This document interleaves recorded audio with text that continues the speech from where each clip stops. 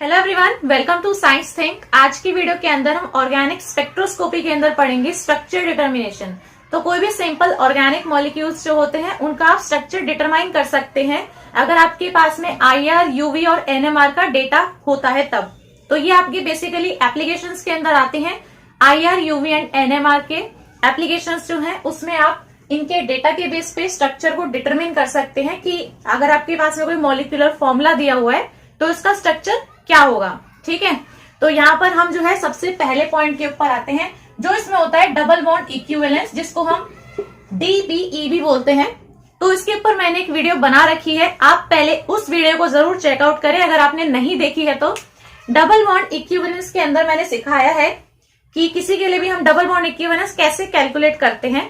तो आप पहले उस वीडियो को देखिए, फिर आप इन क्वेश्चंस को यहाँ पे सॉल्व करिए। ठीक है, डबल बॉन्ड इक्विवेलेंस के अंदर हमने देखा था कि अगर डबल बॉन्ड इक्विवेलेंस आता है 0, दैट मीन्स कि उसके अंदर कोई रिंग नहीं है, कोई इसमें डबल बॉन्ड नहीं है, कोई ट्रिपल बॉन्ड नहीं है। ठीक है, और अगर 1 आता है तो मतलब कि डबल बॉन्ड है या फिर कोई रिंग है।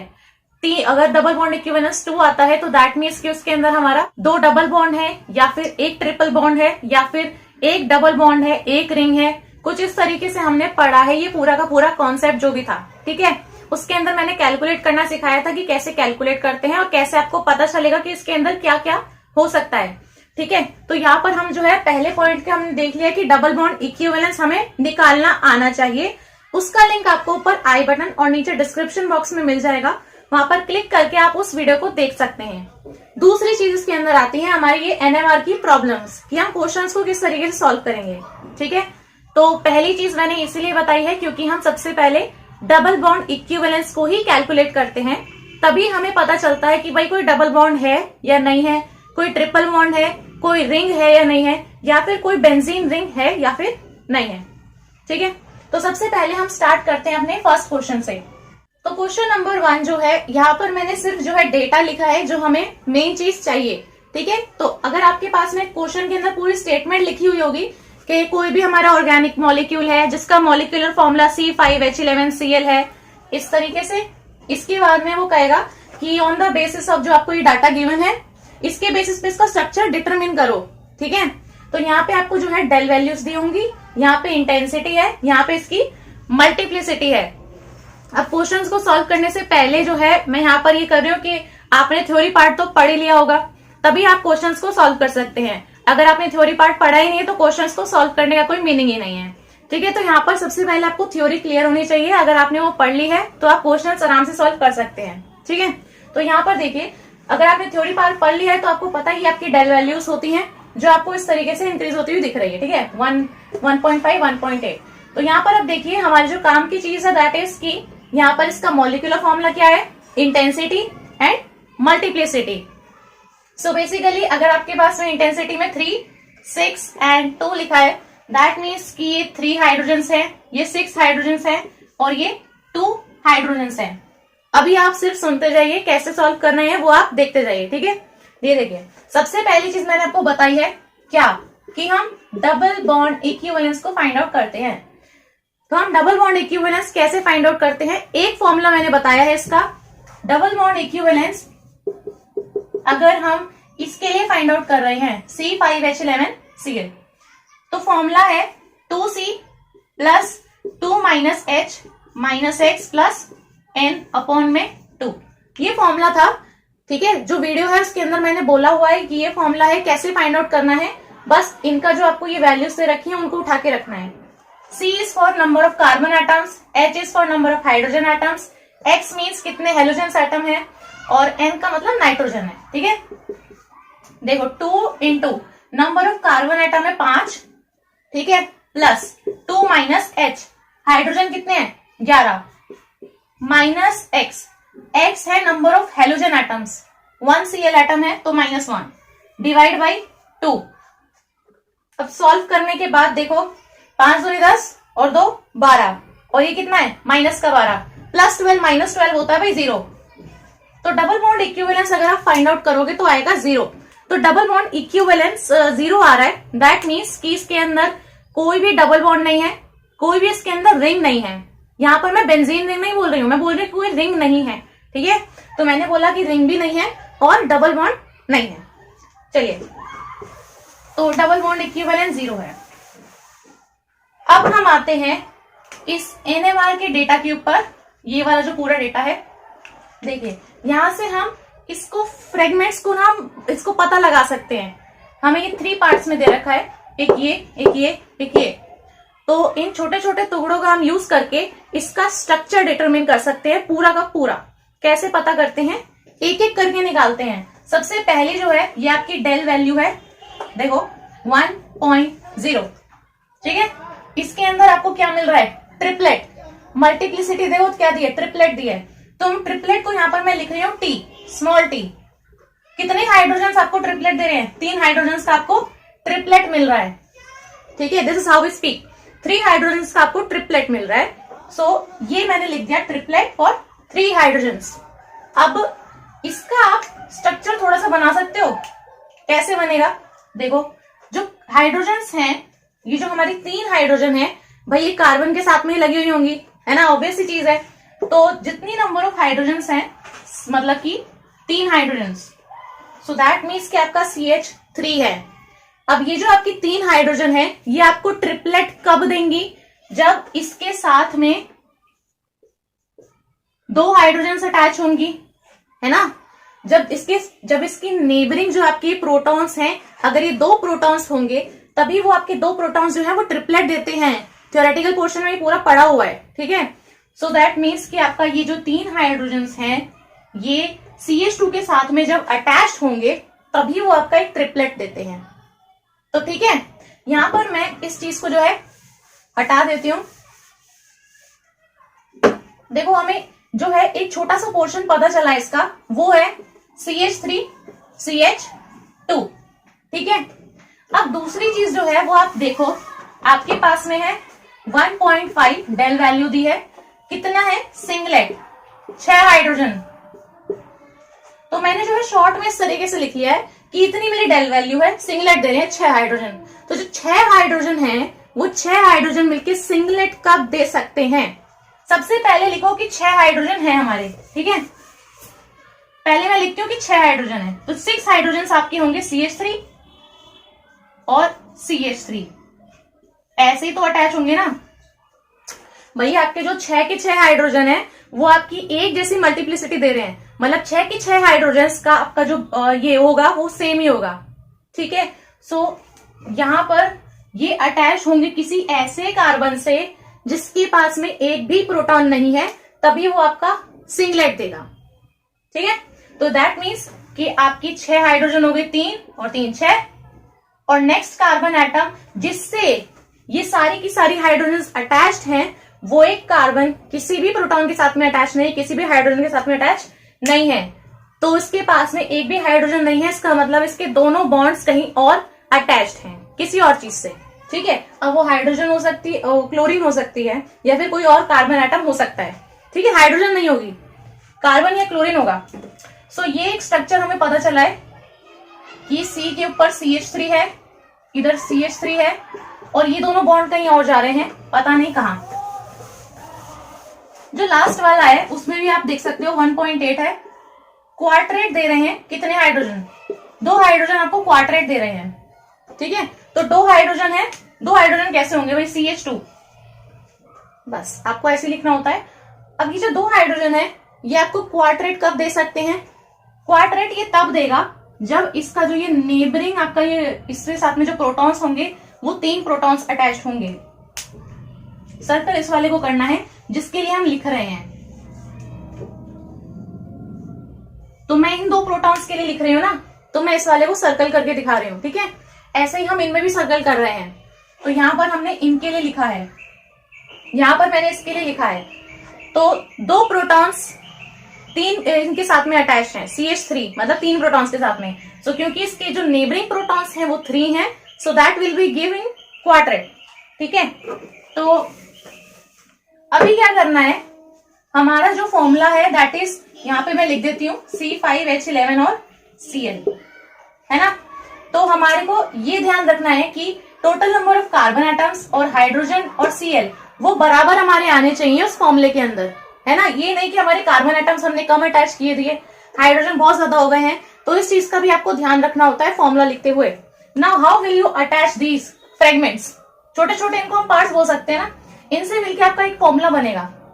देखो फॉर्मूला आप कैसे बना सकते हो, अगर आप ध्यान से देखोगे तो आप सिंपल सा यहाँ पे एक लॉजिक लगा सकते हो। देखो ये आपका CH3 CH2 के साथ में अटैच्ड है, तो इस CH3 को देखो, इस कार्बन के तो 4 बॉन्ड पूरे है ना, सिंपल। ये वाले कार्बन को भी ध्यान दो, इस कार्बन के भी 4 बॉन्ड पूरे हो गए, 3 गिरे 1 गिरा, तो आपका एक CH3 कंफर्म है ना, वो अटैच है CH2 के साथ में। इधर से ये भी किससे अटैच है, एक CH2 के साथ में। मानते हो नहीं मानते हो इस चीज को? अब आपका जो एक बीच वाले से जो आया था आपका स्ट्रक्चर, ये कुछ इस तरीके का था कि एक कार्बन है, उसके साथ में 2 CH3 अटैच है और बाकी 2 पोजीशन जो है वो खाली है। तो अगर आप यहाँ पर सोचोगे तो एक पोजीशन पर तो ये आपका ये वाला CH2 अटैच होगा इस CH3 के साथ में, है ना, और दूसरी पोजीशन जो आपकी लास्ट बचती है वहां पे आपका एक Cl आ जाएगा। तो आपका बन गया फॉर्मूला। तो मैं इसी में लिख रही हूँ यहाँ पे CH3 CH2, फिर यहां से ये कार्बन, इसके साथ में ये 2 CH3 अटैच थे, ठीक है। इस कार्बन के पास में अभी भी कोई हाइड्रोजन नहीं है, तो आपको ये देगा सिंगलेट, है ना, और इसके साथ में अब बचता क्या, एक Cl। अब आप जरा कैलकुलेट कर लो, यहाँ पे 5 कार्बन, 1 2 3 4 5 हैं, 11 हाइड्रोजन, 3 2 5 और 3 और 3, तो 6 5 11 और एक Cl। तो बस आपका बन गया फॉर्मूला। आप यहाँ पर जो है इनको लिख के भी दिखा सकते हो। ये दोनों हाइड्रोजन जो है ये देंगे भाई सिंगलेट सिंगलेट, बिकॉज जिस कार्बन से ये अटैच्ड है उसके पास में एक भी हाइड्रोजन नहीं है, so this will give singlet. अब इसको देखो, ये आपको देगा क्या, क्वाड्रेट, ये वाला, ठीक है। और अगर इस वाले हम CH3 की बात करते हैं, इस वाले केस के अंदर, तो ये आपको क्या देगा भाई, ट्रिपलेट, क्योंकि इससे जो कार्बन अटैच है उसके पास में 2 प्रोटॉन्स हैं। अब उन 2 प्रोटॉन्स की वजह से आपके पास में क्या आएगा भाई, ट्रिपलेट आएगा, ठीक है। तो आप देख सकते हो मैंने तीनों डेटा का यूज किया है। आगे वाला पोर्शन इससे आया, ठीक है, ये बीच वाला पोर्शन इससे आया, देख सकते हो आप कंपैरिजन करके, और ये सबसे लास्ट वाला पोर्शन इस वाले से आया, ठीक है। मैंने डबल बॉन्ड इक्विवेलेंस का कैलकुलेट किया था, 0 आया था। No double bond no ring, simple आपका ये स्ट्रक्चर है। आप चाहे तो इस चीज को लिख भी सकते हैं। तो अभी हम मूव करते हैं अपने नेक्स्ट क्वेश्चन के ऊपर। ये क्वेश्चन नंबर 2 है। क्वेश्चन नंबर 2 के अंदर आपको ये मॉलिक्यूलर फॉर्मूला दे दिया है C3H5Cl3। ये डेल वैल्यूज हैं, 2 दी हैं। इंटेंसिटी मतलब कि 3 H है, यहाँ पर 2 H है, 3 हाइड्रोजन 2 हाइड्रोजन, वो भी सिंगलेट दे रहा है, वो भी सिंगलेट दे रहा है। सबसे पहले क्या कैलकुलेट करेंगे, डबल बॉन्ड इक्विवेलेंस, सेम चीज। तो मैं यहाँ पे डायरेक्टली कैलकुलेट कर रही हूँ। देखो डबल बॉन्ड इक्विवेलेंस इसका निकाल देते हैं, 2C + 2 - S - X + N divide by 2, because ये मैंने ऑलरेडी पढ़ा दिया है कैसे कैलकुलेट करना है हर एक के लिए, ठीक है। तो मैं सीधा लिख रही हूँ 2 × कार्बन एटम्स 3 है, +2 - H, H है हमारे 5, माइनस Cl एटम्स 3 है, डिवाइड बाई 2, ठीक है। 3 × 2 = 6 + 2 कितना हो जाएगा, 8, तो +8 - 8 = 0। कोई इसके अंदर रिंग नहीं है, कोई इसके अंदर डबल बॉन्ड नहीं है, तो जब नहीं है तो हम इस चीज को छोड़ देते हैं, ठीक है। कैलकुलेट हमने दिखा दिया करके। अब आते हैं इस डेटा के ऊपर, फिर से इस डेटा के बेस पे हम स्ट्रक्चर फाइंड करेंगे। देखो डेल वैल्यू है 2.2, ठीक है। हमें 3 हाइड्रोजन जो है वो सिंगलेट दे रहे हैं, तो मेरे को मिल रहा है एक सिंगलेट फ्रॉम 3 हाइड्रोजन, ठीक है ना। 3 हाइड्रोजन मेरे को सिंगलेट दे रहे हैं, तो 3 हाइड्रोजन सिंगलेट कैसे दे सकते हैं। सबसे पहले लिखो कि 3 हाइड्रोजन है कैसे। 3 हाइड्रोजन होंगे भाई कार्बन के साथ में, ऑब्वियस सी चीज है, कार्बन के पास में 3 हाइड्रोजन इस तरीके से होंगे, तो CH3 है। अब देखो कि ये मेरे को कितनी मल्टीप्लिसिटी दे रहा है, सिंगलेट दे रहा है, सो दैट मीन्स कि जो इससे नेक्स्ट कार्बन एटम है, जो उसका नेबरिंग कार्बन एटम है, उसके पास में एक भी प्रोटॉन नहीं है। तो अगर एक भी प्रोटॉन नहीं है तो मतलब कि सारे के सारे बॉन्ड कुछ ऐसे हैं। अब किससे अटैच है हमें नहीं पता, लेकिन हाइड्रोजन से अटैच नहीं है, ठीक है। तो ये मेरे पास में आ गया ना, इसको यही रहने देते हैं। अगले ऊपर आते हैं, 4.02 है हमारे पास में डेल वैल्यू, सिंगलेट दे रहे हैं 2 हाइड्रोजन, 2 हाइड्रोजन का सिंगलेट आएगा। सबसे पहले 2 हाइड्रोजन कैसे होंगे, CH2, कार्बन के साथ में जितने हाइड्रोजन दे रखे हैं उतने हम इस तरीके से लगा देते हैं, ठीक है। देखो 2 हाइड्रोजन हो गए CH2। अब ये CH2 जो है ये मेरे को सिंगलेट देंगे जब इसके साथ में एक भी हमारे पास में नेबरिंग प्रोटॉन नहीं होगा तब। तो मतलब कि यहां से भी हमारे पास में कुछ अटैच होंगे लेकिन वहां पर प्रोटॉन नहीं होगा। ठीक है, तो अब मैं यहां पर लिख देती हूं C3H5Cl3 है। ध्यान देना है आपको कि टोटल जो है वो आपका इतना ही रहना चाहिए, C3H5Cl3। ठीक है, तो यहां पर देखो आपके जो कार्बन एटम्स हैं वो 3 ही हैं, एक ये हो गया, एक ये हो गया और एक ये हो गया। तो मतलब इसके अलावा और कोई कार्बन एटम नहीं होगा। हाइड्रोजन आपके 5 हैं फॉर्मूले के अंदर, 3 और 2 कितने होते हैं, 5। तो मतलब आपकी ये जो आपका पूरा स्ट्रक्चर है ना, ये आपका कंफर्म है, ये कार्बन ये कार्बन ये कार्बन और हाइड्रोजन भी। ठीक है, अब बस Cl को अटैच करना रह गया, 3 Cl आपको लगाने हैं। तो थोड़ा सा आप इनको जोड़कर देखिए। ठीक है, सबसे पहले इस चीज के ऊपर आओ, आपका CH3 जो है इससे एक बॉन्ड ये अटैच है, मतलब मैं ये कहना चाह रही हूँ कि इस कार्बन के चारों बॉन्ड्स पूरे। तो हम इसको एज इट इज रख सकते हैं ना इधर CH3 है। ठीक है, इससे नेक्स्ट कार्बन हमें पता है क्योंकि ये सिंगलेट दे रहा है तो इसके साथ में और कोई हाइड्रोजन नहीं है, तो मतलब इसके बाकी बॉन्ड्स ऐसे जाएंगे, लेकिन किससे अटैच है अभी नहीं पता। अब आओ सेकेंड वाले स्ट्रक्चर पे जो हमें इस वैल्यू से मिला है, इससे अटैच्ड है भाई CH2। CH2 से दोनों साइड पे कुछ ना कुछ अटैच्ड है। तो यहां पर देखो आपके पास में अब बचता क्या है, इस स्ट्रक्चर को छोड़ने के बाद, इसे लिखने के बाद आपके पास में बचता क्या है इस फॉर्मूले के अंदर। आप इस चीज को देखो, देखो मतलब कि ये मैं कहना चाह रही हूं कि आपके पास में एक CH2 बचता है, ठीक है, और 3Cl एटम्स भी बचते हैं। अब इन दोनों को आपको यहां पे कैसे अटैच करना है, ये देखिए CH2 दोनों साइड से अटैच्ड है, तो एक साइड से तो ये इस कार्बन से अटैच हो सकता है। ठीक है, अब क्या बचते हैं मेरे पास में, 3 Cl एटम्स, ये जगह खाली, ये जगह खाली, ये जगह खाली। जो 3 Cl एटम्स हैं वो अटैच होंगे कुछ इस तरीके से। अब आप कंफर्म भी कर सकते हो कि भाई जो आपका ये वाला CH2 है ये आपका देगा सिंगलेट। हाइड्रोजन है इसके नेबरिंग में, नहीं है, एक भी हाइड्रोजन नहीं है, so this will give singlet. इनको देखो, ये आपके 3 हाइड्रोजन एटम्स हैं, इसके नेबरिंग में देखोगे एक भी हाइड्रोजन नहीं है, प्रोटॉन है ही नहीं, सिंगलेट देगा, देगा।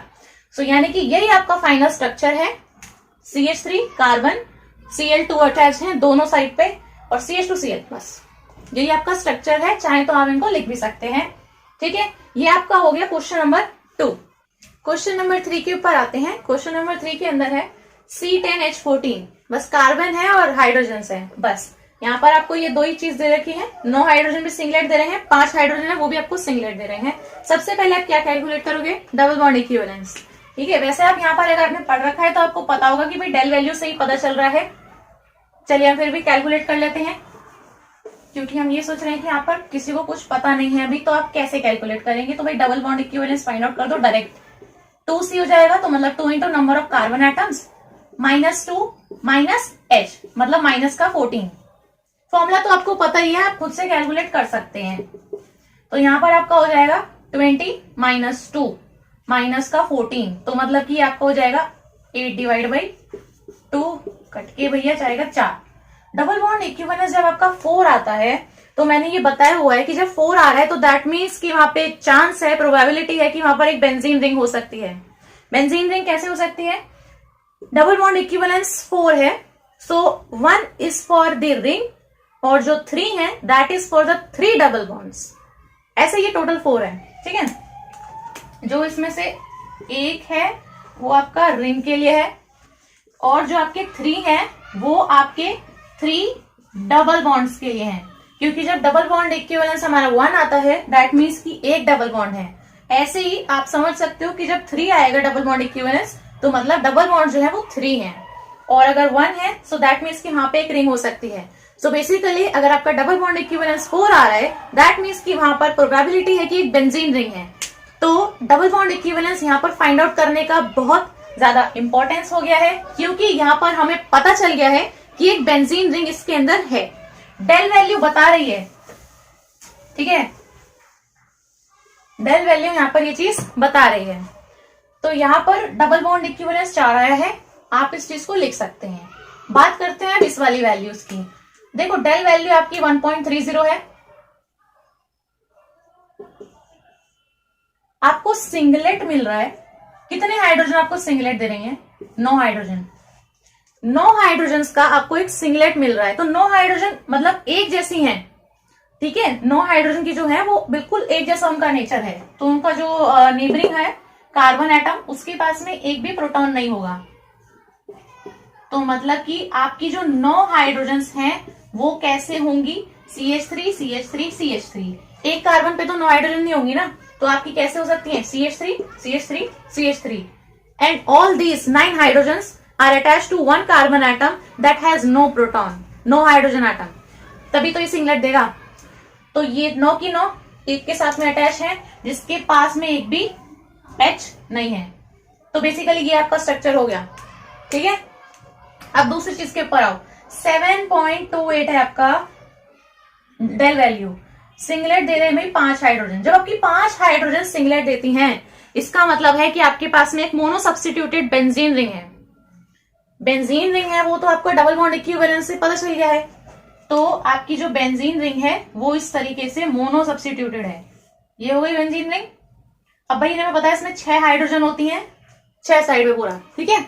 6 हाइड्रोजन अटैच है। एक साइड से अगर ये मोनो सब्स्टिट्यूटेड होगी तो यहां से कुछ ना कुछ अटैच है, तो कितनी हाइड्रोजन हो गई? 5। अब पांचों की पांचों हाइड्रोजन आपकी क्या देंगी? सिंगलेट, ठीक है।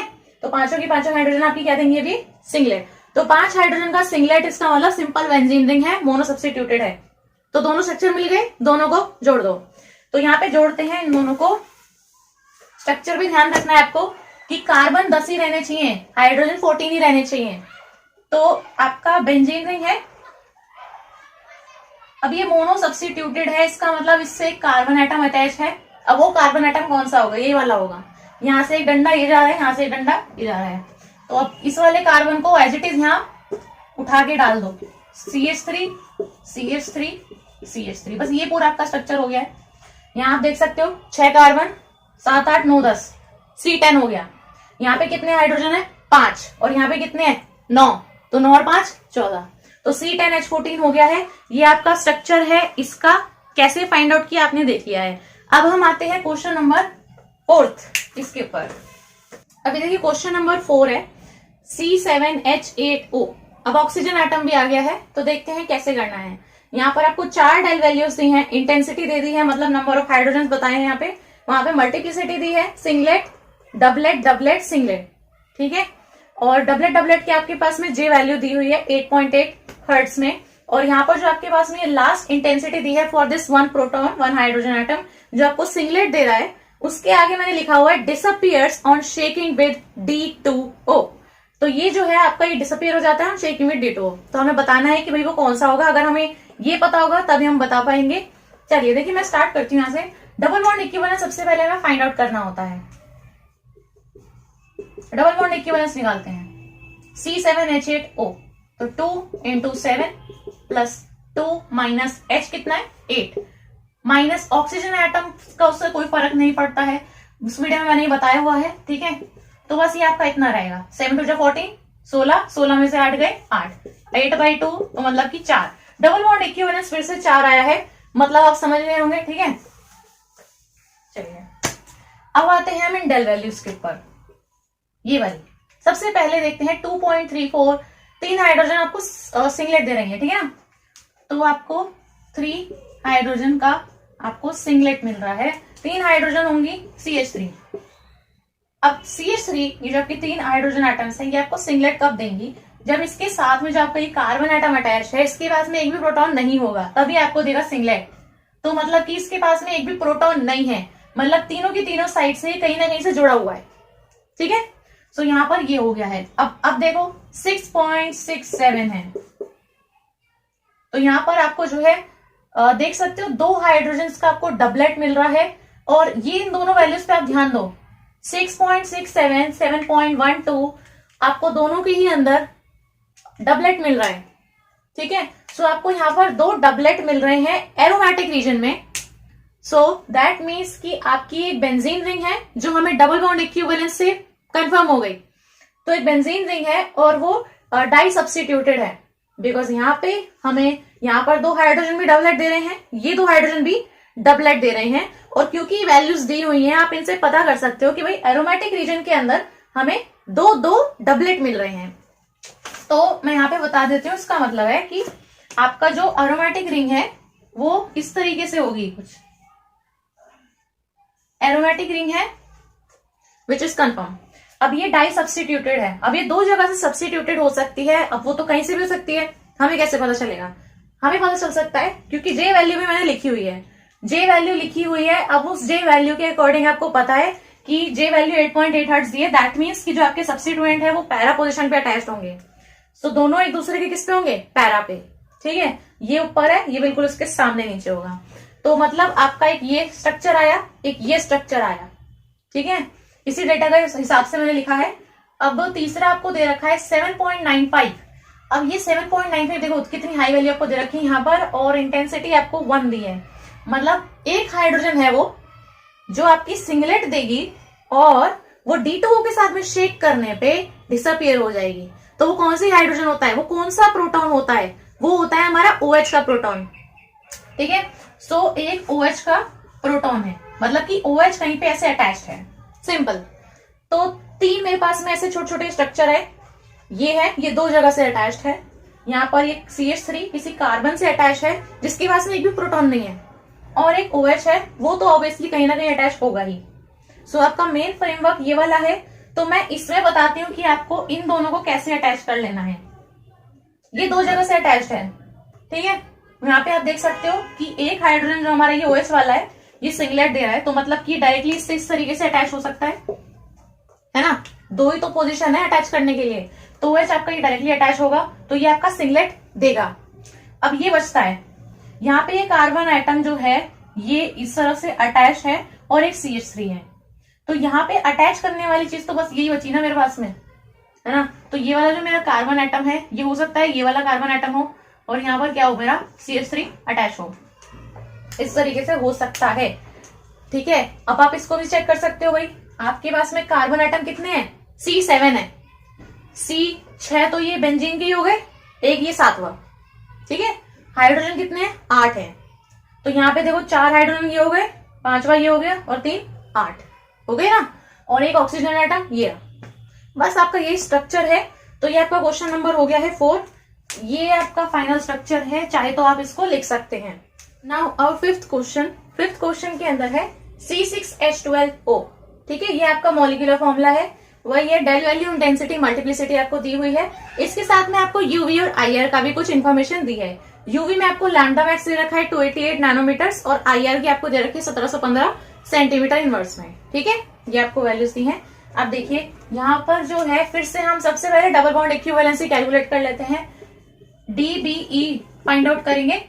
2C 2 into number of carbon atoms 6 है, plus 2 minus number of hydrogen items 12 है, ऑक्सीजन का कुछ नहीं होता है, तो डिवाइड बाई 2 आपका हो गया 14 माइनस, तो 2/2।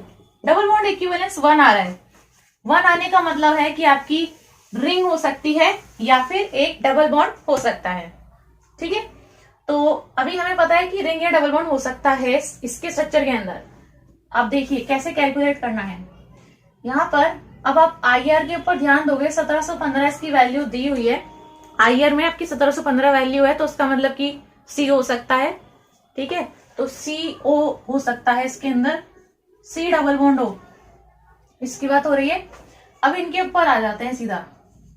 2.0 है, आपको सिंगलेट मिल रहा है 3 हाइड्रोजन से। 3 हाइड्रोजन आपको सिंगलेट कर देंगी जब आपका CH3 होगा। ठीक है, CH3 होगा तो वो आपको सिंगलेट देंगी वही जब इसका नेक्स्ट जो कार्बन आइटम है वो किसी भी प्रोटॉन के साथ में अटैच नहीं है। तो मतलब तीनों बॉन्ड कहीं ना कहीं अटैच हैं, लेकिन प्रोटॉन के साथ में नहीं है। ठीक है, ये हमें पता है, ये हमें कंफर्म है, पक्का है। अब जो दूसरी चीज है, ये आपका 1.0 है। सिंगलेट आपको 9 हाइड्रोजन दे रही है, तो 9 हाइड्रोजन आपको सिंगलेट कब देती है? अभी मैंने पीछे लिखा था ये कि आपकी 9 की 9 ये जो प्रोटॉन है, हाइड्रोजन एटम्स हैं, ये एक जैसी हैं। जिन पे मैंने गोला किया है हम उनके लिए लिख रहे हैं कि 9 हाइड्रोजन मेरी ये और ये है। अब ये सिंगलेट क्यों देंगी? क्योंकि इससे नेक्स्ट कार्बन आइटम के पास में एक भी प्रोटॉन नहीं है। ठीक है। तो यहाँ पर आपका ये स्ट्रक्चर है, ये स्ट्रक्चर है, अब ये आगे कहीं अटैच होगा ही। और आपके पास में इसके अंदर आप काउंट करिए जरा, कार्बन एटम्स इसने बोले हैं 6, तो 1 2 3 4 5 6, ठीक है। तो इनको हम अटैच करके देखते हैं। ऑक्सीजन एटम तो आएगा ही आएगा, अब वो कहां पर आएगा हम ये देखते हैं। ये चीज मेरी इतनी फ्रेमवर्क जो है ये पूरा कंफर्म है ना, तो इसको मैं लिख सकती हूँ। तो एक कोने से हम स्टार्ट कर देते हैं, इस तरीके से लिखना कि CH3 है, कार्बन है, CH3 है। अब ये आगे अटैच्ड है, और इस वाले स्ट्रक्चर पे ध्यान दोगे तो ये कार्बन एटम एक जगह से तो अटैच है, और बाकी 2 इसके जो ये डंडे है ना, जो 2 बॉन्ड्स है इसके, ये खाली है बिल्कुल, और एक CH3 अटैच है। तो मैं यहाँ पे इसको जोड़ती हूँ, इसको यहाँ से तोड़ के इसको यहाँ पे हम इस तरीके से जोड़ रहे हैं। ये वाला जोड़ जो है इससे जोड़ रहे हैं, ठीक है, ऐसे करके। तो ये मैंने इससे जोड़ा, अब मैं यहाँ से लिख रही हूँ कि इसके साथ में ये CH3 अटैच है, यही है ना। और इस वाले कार्बन एटम पे ये वाला जो था, इसके 2 डंडे ये खाली जा रहे थे। तो अगर आप इसके स्ट्रक्चर पे ध्यान दोगे तो आपके 1 2 3 4 5 6 कार्बन एटम्स कंप्लीट हो गए। हाइड्रोजन एटम्स देखो 3 3 3 9 9 और 3 कितना होता है 12। तो मतलब कार्बन एटम्स भी कंप्लीट हो गए, हाइड्रोजन एटम्स भी कंप्लीट हो गए, सिर्फ क्या बचा, ऑक्सीजन एटम। तो मैंने बोला था कि IR रीजन जो है वो आपका बता रहा है कि CO ग्रुप हो सकता है।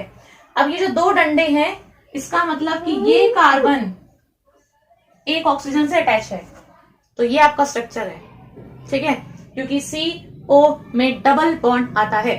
सो ये आपका स्ट्रक्चर हो गया। एटम्स आपके पूरे, कार्बन भी, हाइड्रोजन भी, ऑक्सीजन भी, ठीक है। डेटा को यूज करके मैंने आपको बता दिया है। तो बस यही थे हमारे आज के 5 क्वेश्चंस। मैंने आपको बता दिया है डबल बॉन्ड इक्विवेलेंस आप कैसे फाइंड आउट कर सकते हैं, एंड आप स्ट्रक्चर डिटरमिन कैसे कर सकते हैं IR, UV और NMR के अंदर। इसके अंदर और भी अच्छे टाइप के आपके क्वेश्चंस हो सकते हैं। तो आज की वीडियो में बस इतना ही। मुझे उम्मीद है ये वीडियो आपको बहुत हेल्पफुल लगी होगी।